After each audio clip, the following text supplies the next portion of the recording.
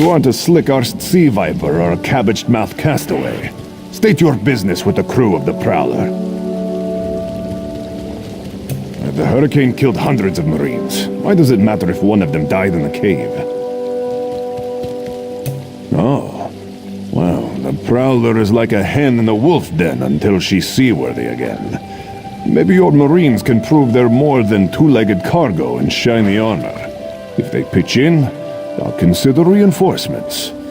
They up for it? Or are they all talk? And I'm sure they'll be as useful as they were in the hurricane. Should they care to prove otherwise, they're welcome to do actual work patching leaks in the Prowler's hold. Maybe they can locate the replacement helmsman's wheel in all this wreckage. Oh, and our Sunsighter. Must have fallen overboard when we beached. Our lookout saw those skink-fingered pirates make off with it. You'll have to get the Sunsighter back, any way you can. Sure, talking's easier than working. Well, ask barnacles on the arse. They're all sea elves. Malmer, they call themselves. Nothing more than pirates, if you ask me. Some say they have a connection to the water itself, but it's a lie. Anyone can learn weather magic like they do. Captain Jimala uses it to navigate. I can tell you how the sun and stars show the ship's exact position, but none of it matters while it's in the Sea Viper's hands. The pride of the long coast. We'll sail for the Dominion as long as they pay us to raid enemy shipping. Joan and Jode, don't let the captain hear you say that. Pirates steal and pillage for themselves. We're privateers, so we do it for whoever pays us. A crucial distinction.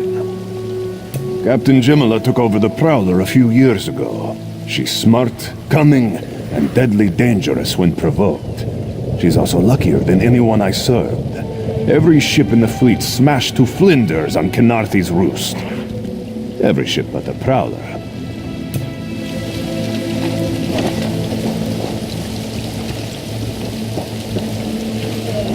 These aren't Dominion sailors. They're privateers.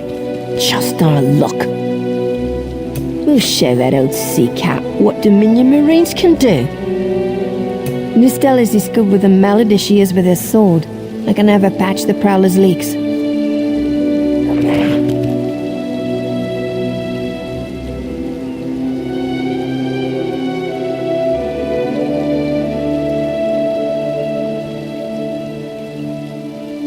She'll have those leaks fixed in no time. What else? Onglorn is our best tracker. He can recover the Sunsighter in no time. Have it your way. What else needs doing? All right. I appreciate what you've done for us. We'll keep the Prowler safe while you take care of the rest. Those damn sea vipers still watching us. Of course they are.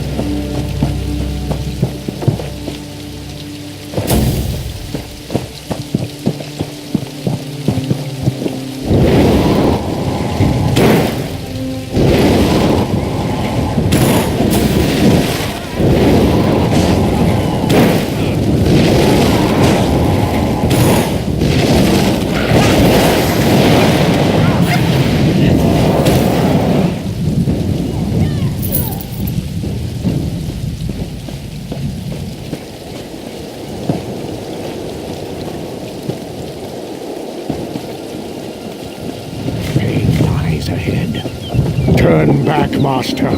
This is not the place for This one does not understand. This shrine is supposed to be lit with an ever-burning flame. Perhaps Shehiradaro has thrown good money after bad. A simple Khajiit, doing what she can to survive. Shehiradaro came to this shrine for guidance. It said the flame gives visions to those who seek it. Answers to unasked questions. Mysteries defined by the stars themselves. And if Shehiradaro makes some gold along the way, all the better. This shrine is key to all of these things. It's a shrine to Hermaeus Mora, Daedric Prince of Knowledge. They say if you stare into the fire, all will be revealed. But without the ever-burning flame, there is no way to find the lost books. Tomes, lost to the ages. They're full of secrets from an earlier time. A connection to our past, and a bridge to our future. It doesn't matter what lies the spirit told. Shehiradaro will find those books. While searching for the shrine, a spirit appeared to me and warned me away. Don't you see? Hermaeus Mora rewards the pursuit of knowledge. The spirit is a test to keep lazy seekers away. That's her. It's the lying spirit. Don't listen to this fool's words. The forbidden tomes must be destroyed. Place them in the shrine's flame, quickly! What? That isn't possible. No matter. I'll rekindle the shrine's fire with my own essence, but you must promise to destroy them. You saw what happens to those who possess the tomes. Then that is a blessing. Once the books begin calling to you, there is little time before they ensnare you completely. Burn the books. Don't let their burden destroy you.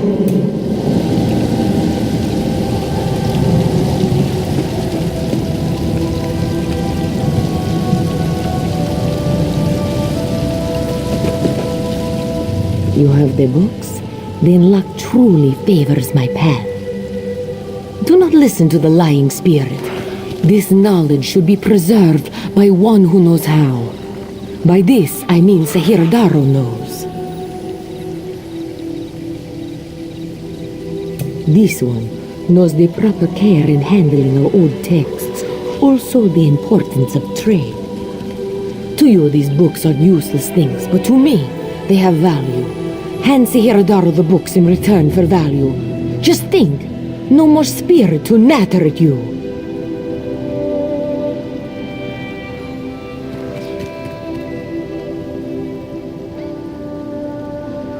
You have the books? Then luck truly favors my path.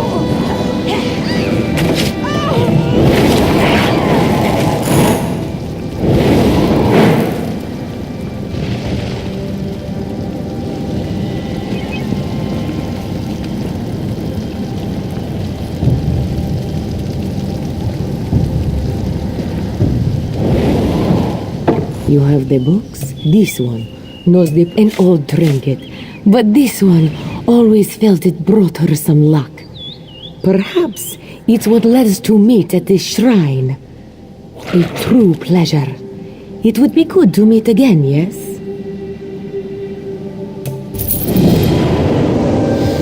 What fortune!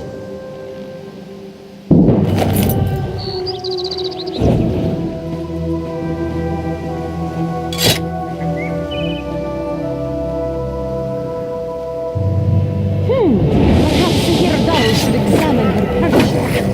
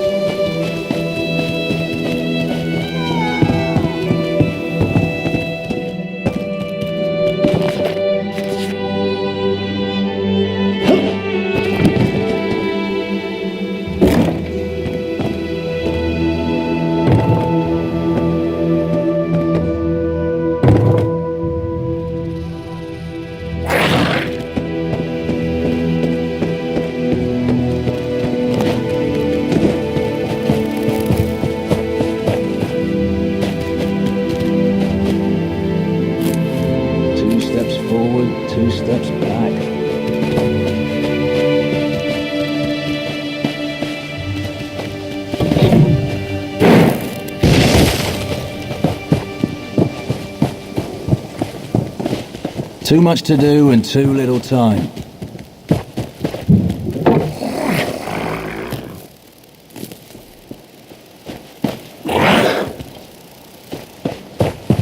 I hear your pain, Old One. Windcatcher Plantation depends on the great tree, yet it sickens before my eyes. Our fates are like leaves in its branches. Do you see that strange miasma? It appeared on the great tree after the hurricane, like a sickness. I've done what I can, but I fear it's not enough. There's a cave directly beneath us. I called a spirit there to heal the great tree's roots, but it hasn't returned. Would you see what holds the spirit back? And aid it if you can. I can feel the spirit's frustration. It wants to help the great tree, but something prevents it. The great tree shields Windcatcher Plantation from the winter winds and keeps our settlement shaded from the heat of the summer. Its story entwines with ours. When the wind goddess Kanathi first traveled across the heavens, legends say she grew tired and rested in the branches of a small sapling before resuming her journey. That sapling became the great tree, and gave Windcatcher Plantation its name. The spirit is old and powerful. It seeks to move from root to root, aiding the great tree as it's able. But it's a healing spirit of singular purpose. It doesn't know how to defend itself. I'm uncertain. If so, the spirit must be protected from harm while it heals the great tree's roots. It knows what it must do.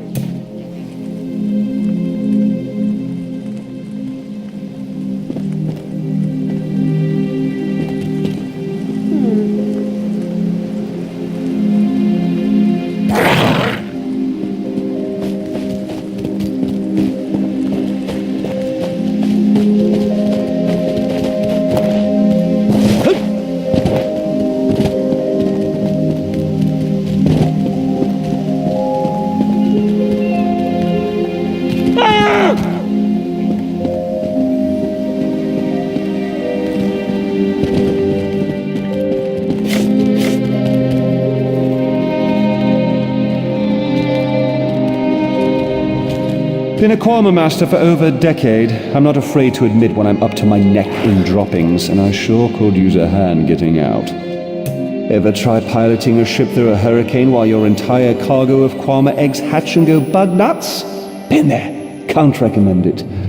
After we wrecked, they made a Kwama line toward this cave. I came after them, but they're a bit distracted. They always get surly after hatching, but these Kwama are downright unsociable. I tried to stop them from chewing on those huge roots. They objected. Bumped into a fine-looking tree trunk on my way out. Thought I was done for, but it kept walking. Oh, Kwama didn't take to it, whatever it was. I heard them munching on it, same as those roots. The little one seems scared of it. If you could help the pretty tree trunk do what it needs to do, I bet they'll head back this way. If they'd stop eating those giant roots, they might get better. But I don't blame you if you have to put down a few to save the rest. Just be careful. Nothing fiercer than a crazed Kwama. Not even my sister-in-law.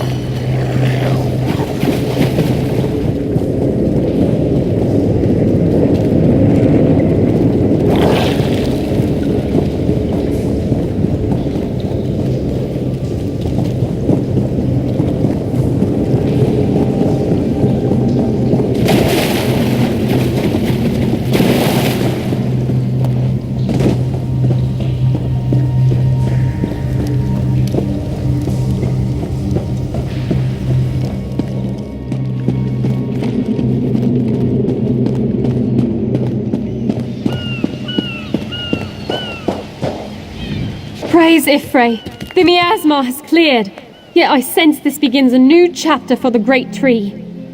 Though the creatures gorge themselves upon its roots, this was a passing instinct. They can be taught to strengthen the great tree. The Kwama will soon learn the cave is their nest and treat the spirit as their queen. Together, they'll guard the cave against intruders who seek to harm the great tree. A new story can frighten any creature, until it realizes its role within.